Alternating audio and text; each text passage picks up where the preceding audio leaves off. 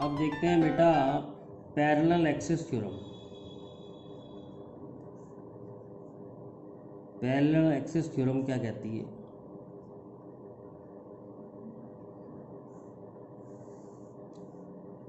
Suppose ये कोई body है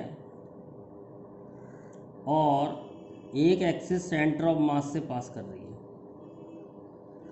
और दूसरी एक्सिस जो है इससे x डिस्टेंस पे है। तो अगर आपको सेंटर ऑफ मास वाला मोमेंट ऑफ इनर्शिया पता है, सेंटर ऑफ मास से जो एक्सिस है उसका मोमेंट ऑफ इनर्शिया पता है, तो आप दूसरी एक्सिस जो इसके पैरेलल है मोमेंट ऑफ इनर्शिया निकाल सकते हैं और उसका फार्मूला है I=IG प्लस mx²। m इसमें टोटल मास ऑफ बॉडी है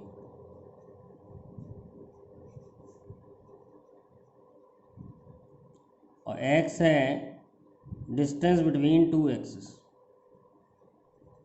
डिस्टेंस बिटवीन टू एक्सिस। तो सबसे पहले इसे प्रूव करते हैं। मान लो ये m1 है और इसकी दूरी r1 है, ये m2 पार्टिकल है, इसकी दूरी r2 है, ऐसे mn पार्टिकल है, उसकी दूरी rn है। तो IG को हम कैसे लिख सकते हैं? तो हमने पहले पढ़ा है IG होता है m1r1² m2r2² mn/rn²। इसको हम लिख सकते हैं शॉर्ट फॉर्म में mi/ri², जिसमें i की वैल्यू 1 से लेके n तक जा रही है। अब ऐसे ही हमें i लिखना है, तो i को हम लिखेंगे mi। अब पहले हमने लिखा था ri², अब डिस्टेंस में x ऐड हो जाएगा तो ये हो जाएगा ri प्लस x²। तो i हो जाएगा summation of mi ri² plus 2rix plus x², जिसको हम सॉल्व करेंगे तो ये आ जाएगा summation of mi ri² plus 2 times summation of mi rix plus summation of x² mi। अब फर्स्ट मोमेंट जो होता है वो 0 होता है और mi/ri² हम जानते हैं IG के बराबर है, तो ये हो गया IG x², और जो mi का समेशन है वो हो गया टोटल मास। तो ये प्रूव हो गई थ्योरम कि I जो होता है वो होता है IG प्लस mx²। अब हम इस थ्योरम को लगा के दिखाते हैं 2-3 एग्जाम्पल्स में। जैसे क्वेश्चन दिया है find moment of inertia of a ring about an axis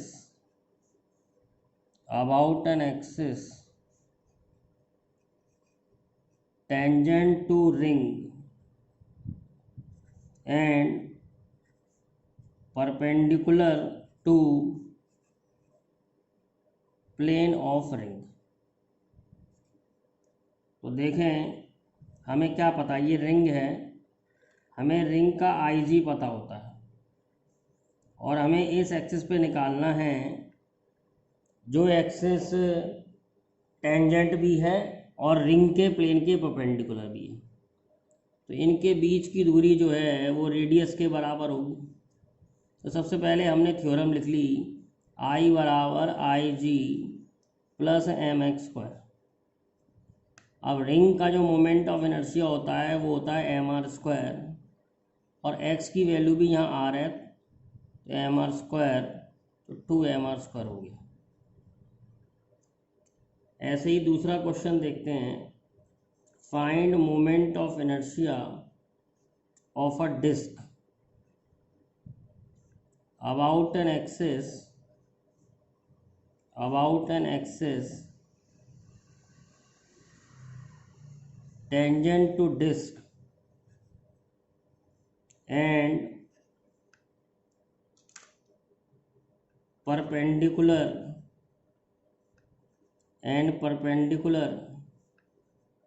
to plane of disk। तो फिर वैसे ही बना लिए, डिस्क है, डिस्क में हमें आई जी पता होता है और हमें यहाँ से निकालना है, तो ये दूरी आर है। तो सबसे पहले थ्योरम लिखी, I is equal to I G plus M X square. अब आई जी हम जानते हैं डिस्क के लिए होता है एम आर स्क्वायर बाई 2 और एक्स की वैल्यू आर है एम आर स्क्वायर। तो ये सॉल्व करके आ जाएगा 3/2 एम आर स्क्वायर।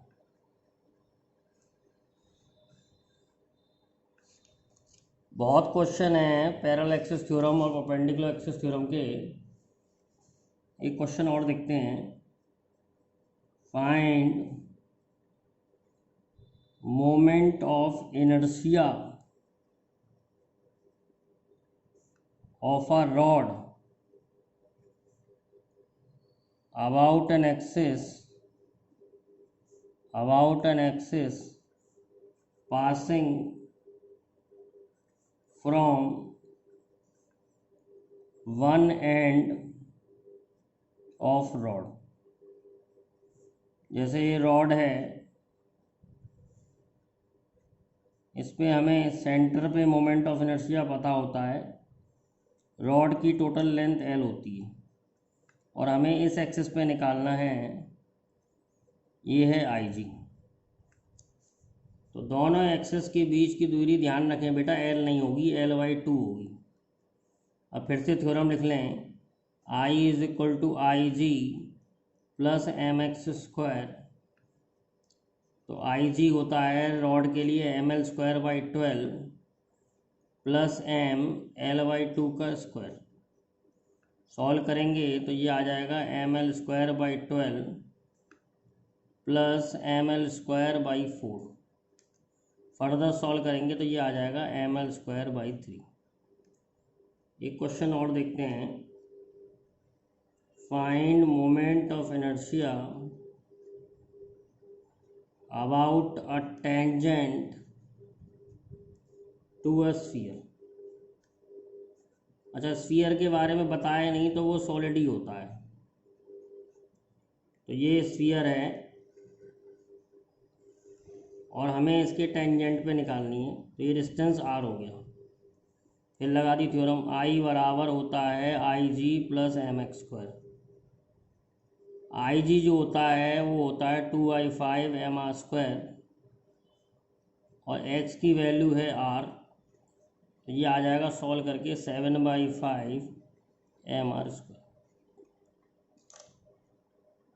एक और एग्जांपल देखते हैं पैरेलल एक्सिस थ्योरम का। मान लो 4 स्फीयर है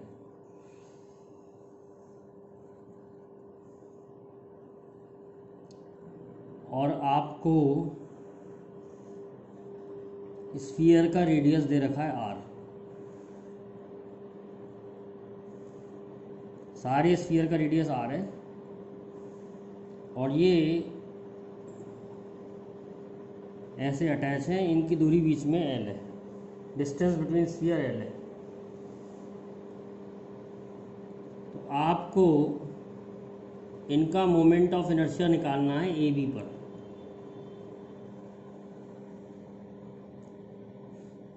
और मैंने बताया था जब स्फीयर दे नहीं रखे हो कौन से हैं तो वो सॉलिड स्फीयर लेने होते हैं, तो सॉलिड स्फीयर हैं ये। तो सबसे पहले स्फीयर नंबर ए का मोमेंट ऑफ इनर्शिया कितना होगा इस एक्सिस पर, आई होगा 2i5 एम आर स्क्वायर। ऐसे ही स्फीयर नंबर बी का होगा 2i5 M R square. Sphere number C का अपनी एक्सिस पर 2/5 mr² होगा, लेकिन हमें निकालना है इस एक्सिस पर जो कि इसके पैरेलल है। तो पहले तो अपनी एक्सिस पर लिखेंगे 2/5 mr², और क्योंकि ये इस एक्सिस पर निकालना है जो इसके पैरेलल है, तो पैरेलल एक्सिस थ्योरम और लगानी पड़ेगी ml²। तो ये स्फीयर नंबर सी का हो गया।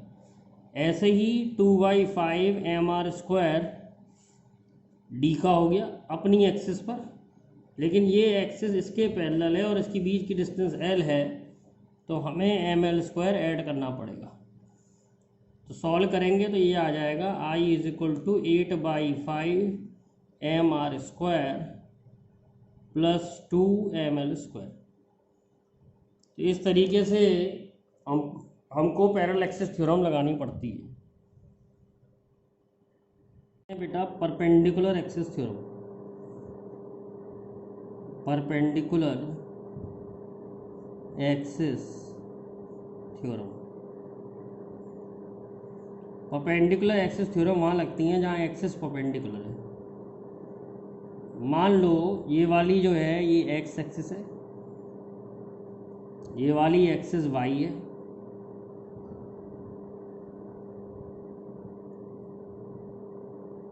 और ये वाली एक्सिस जेड है।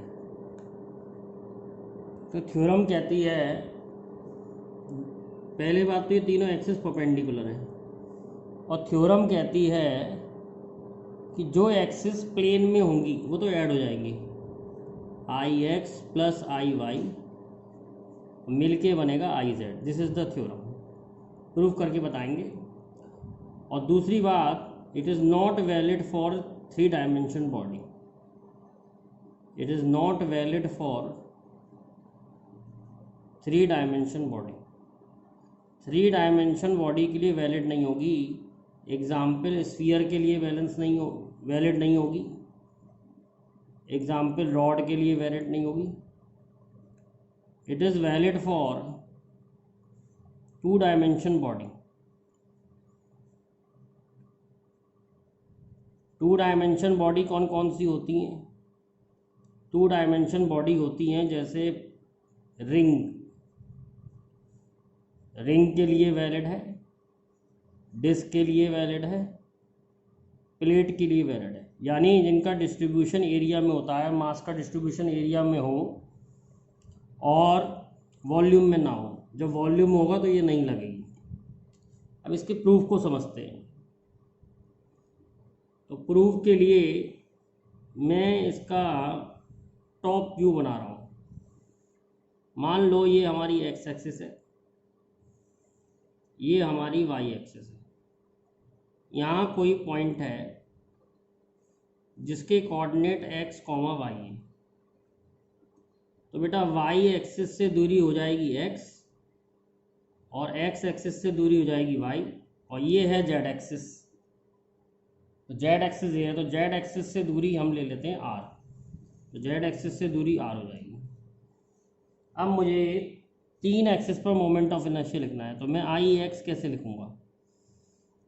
m1 y1² क्योंकि दूरी y1 है, m2 y2², ऐसे करता जाऊँगा तो mn yn², जिसको हम शॉर्ट फॉर्म में लिख सकते हैं समेशन ऑफ mi yi²।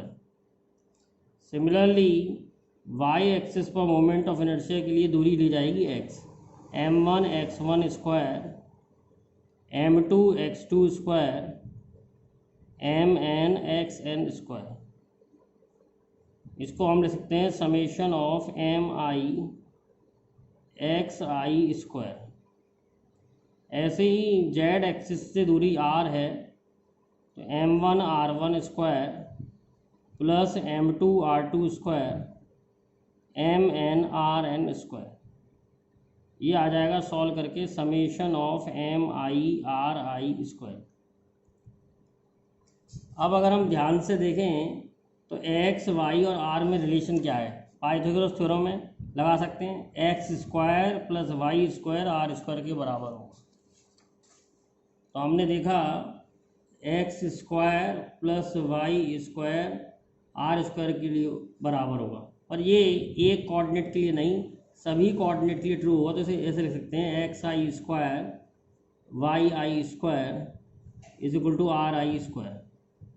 फिर मैं इसे एम आई से मल्टीप्लाई कर लेता हूँ, M I X I square plus M I Y I square is equal to M I R I square. अब मैं इसका समेशन ले लूँ, summation of M I X I square summation of M I Y I square is equal to summation of M I R I square. Summation of M I square X I square जो है वो I Y था, M I Y I square I X था और M I R I square I Z था। तो prove हो गया कि I X plus I Y I Z है। ध्यान रखना प्लेन वाली ऐड होती हैं और परपेंडिकुलर वाली बनती हैं। प्लेन वाली ऐड होंगी, जैसे एग्जाम्पल के तौर पे अगर आपने एक दूसरा एग्जाम्पल देखते हैं, अगर ये वाई एक्सिस है, ये जेड एक्सिस है और ये एक्स एक्सिस है, तो इस केस में हमें लिखना पड़ेगा I Y plus I Z is equal to I X. Plane वाली ऐड होती हैं और ये वाली परपेंडिकुलर वाली बन जाती है जो प्लेन से बाहर जाती है।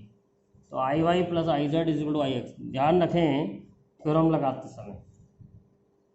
अब कुछ एग्जाम्पल करेंगे तब समझ में आएगा। जैसे find moment of inertia of a ring along its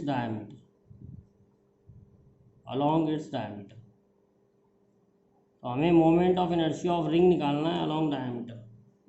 ये रिंग है, इसको आई एक्स कह देते हैं, इसको आई वाई कह देते हैं और इसे आई जेड कहते हैं। जो हमें मालूम है वो आई जेड है और जो हमें निकालना है वो आई एक्स ये हो सकता है या आई वाई हो सकता है, क्योंकि दोनों ही डायमीटर है। आई एक्स भी डायमीटर है, आई वाई भी डायमीटर है। तो सबसे पहले हमने थ्योरम लिखी, I X plus I Y is equal to I Z. क्योंकि दोनों ही डायमीटर है आई एक्स और आई वाई, इनके मोमेंट ऑफ इनर्शिया सेम होंगे, I X equal to I Y. तो हम लिख सकते हैं I Y plus I Y is equal to I Z. तो two I Y is equal to I Z.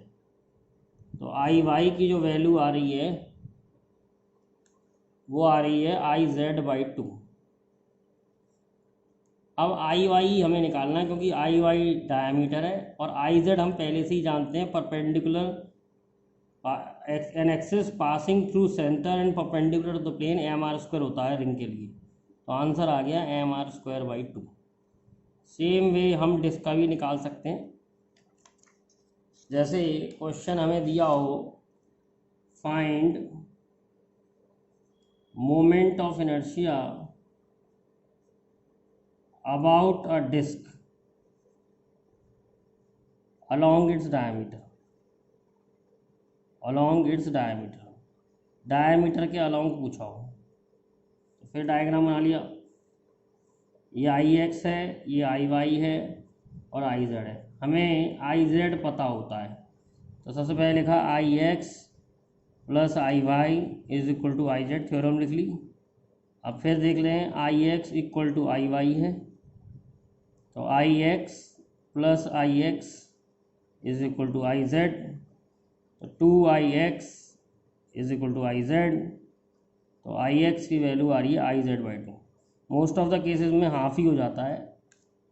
तो आई जेड हम जानते हैं, आई जेड होता है डिस्क के लिए M R square by two divide by two. तो हमारा जो आंसर आ रहा है वो आ रहा है M R square by four. तो अलॉन्ग डायमीटर जो है, आई एक्स बोलो या आई वाई बोलो एक ही बात है क्योंकि दोनों बराबर है। तो आई एक्स डायमीटर है, डायमीटर पर आ रहा है M R square by four.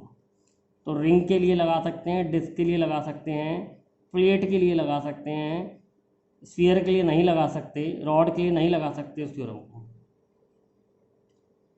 अब देखिए क्वेश्चन देख रहे हैं, find moment of inertia of a disc along a tangent in the plane of disk। along a tangent in the plane of disk।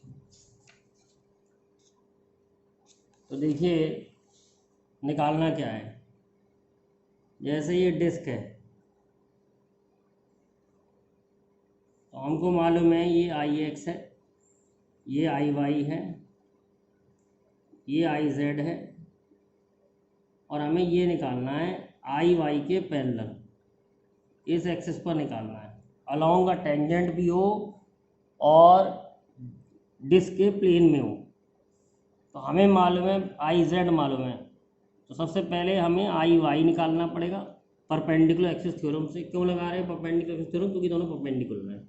तो पहले परपेंडिकुलर एक्सिस थ्योरम से आई Y निकालना पड़ेगा, और फिर आई वाई के बाद पैरेलल एक्सिस थ्योरम लगा के हम आई निकाल पाएंगे, इसका मोमेंट ऑफ इनर्शिया। तो इसमें दोनों थ्योरम लगेंगे। देखिए कैसे। सबसे पहले I X plus I Y I Z होगा। आई एक्स और आई वाई बराबर है, I X equal to I Y, क्योंकि दोनों ही डायमीटर है। तो I Y plus I Y is equal to I Z, ये आई जेड था। I X plus I Y equal to I Z, और आई एक्स और आई वाई बराबर हैं, तो आई एक्स की जगह आई वाई रख दिया। I Y plus I Y I Z, two I Y is equal to I Z. तो आई वाई जो निकला, आई जेड हम जानते हैं M R square by two होता है डिस्क के लिए, डिवाइड बाई, भी निकाल के भी दिखाया था पहले। तो M R square by four, तो इस एक्सिस पर निकलाया M R square by four, और हमें इस एक्सिस पर निकालना है। तो अब हम पैरेलल एक्सिस थ्योरम लगा रहे हैं। पैरेलल एक्सिस थ्योरम कहती है I is equal to I G plus M X square, और एक्स दोनों एक्सिस के बीच की दूरी होती है। तो I G about an axis passing to centre of gravity, तो सेंटर ऑफ ग्रेविटी से तो पास कर ही रही है। तो आई वाई हमने निकाला है M R square by four, और दोनों एक्सिस के बीच की दूरी आर है, तो एम आर स्क्वायर। सॉल्व करके निकालेंगे तो ये आ जाएगा 5/4 एम आर स्क्वायर। तो इस तरीके से हम इसको सॉल्व कर सकते हैं। बहुत एग्जाम्पल हैं इनके, पैरेलल एक्सिस परपेंडिकुलर एक्सिस के बहुत एग्जाम्पल हैं। एक एग्जाम्पल और लेते हैं बढ़िया सा। जैसे ये एक डिस्क है, ये एक और डिस्क है, और ये डिस्क है। ये तीन डिस्क हैं। ध्यान रखना स्फीयर नहीं है, डिस्क लिया है मैंने, डिस्क। अब हमें डिस्क का मोमेंट ऑफ इनर्शिया निकालना है इस एक्सिस पे। तो ध्यान से देखिए, ये तो अलोंग डायमीटर है ही। मान लो ये डिस्क नंबर ए है, ये डिस्क नंबर बी है, डिस्क नंबर सी है। तो डिस्क नंबर ए का मोमेंट ऑफ इनर्शिया हो जाएगा एम आर स्क्वायर, डायमीटर पे अभी निकाला था, M R square by four. अब ये टेंजेंट वाला केस है, तो टेंजेंट वाले के लिए M R square by four plus parallel axis theorem से, इस एक्सिस पे मालूम है, इस एक्सिस पे मालूम है हमें M R square by four, और हमें इस एक्सिस पे निकालना है। तो इनके बीच की दूरी आर है, तो हमें एम आर स्क्वायर ऐड करना पड़ेगा। तो ये निकलाया डिस्क नंबर ए का, ये आ गया डिस्क नंबर बी का। ऐसे ही डिस्क नंबर सी का निकालें तो इसका अपनी एक्सिस डायमीटर पर होगा M R square by four, M R square by four plus M R square add कर दिया। तो टोटल सॉल्व करके आ जाएगा 3 M R square by four plus 2 M R square. Solve करेंगे तो 11/4 एम आर स्क्वायर आ जाएगा। तो इस तरीके से हम और डिफरेंट केसेस में भी मोमेंट ऑफ इनर्शिया निकाल सकते हैं। अब एक नई डेफिनेशन आपको बताते हैं, radius of gyration. Radius of gyration, it is that distance from the axis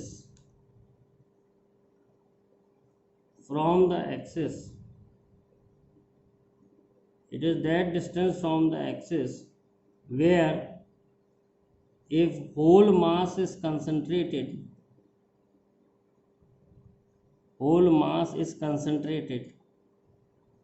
then moment of inertia, then moment of inertia is same as actual distribution of mass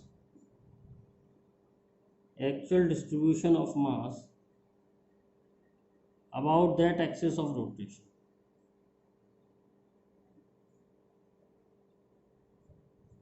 मैं आपको इस डेफिनेशन को समझाता हूँ, क्या मतलब है इस डेफिनेशन का।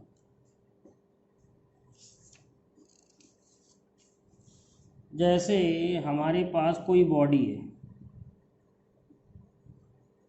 और इस एक्सिस पर इसका कुछ मोमेंट ऑफ इनर्शिया है। मान लो पार्टिकल ऐसे हैं, m1 वाला पार्टिकल r1 पे है, m2 वाला r2 पे है और mn वाला rn पे। तो इसका एक्चुअल मोमेंट ऑफ इनर्शिया क्या होगा, m1 r1 square plus m2 r2 square mn rn square.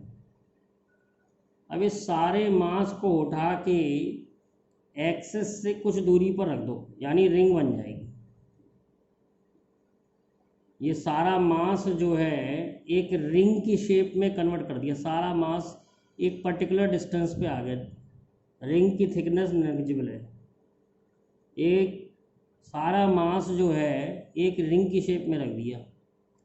तो इसका मोमेंट ऑफ इनर्शिया कितना होगा, m² और जब ये दोनों मोमेंट ऑफ इनर्शिया सेम हो जाएंगे तो उस डिस्टेंस को हम कहते हैं रेडियस ऑफ गायरेशन, यानी k रेडियस ऑफ गायरेशन है, k है रेडियस ऑफ गायरेशन।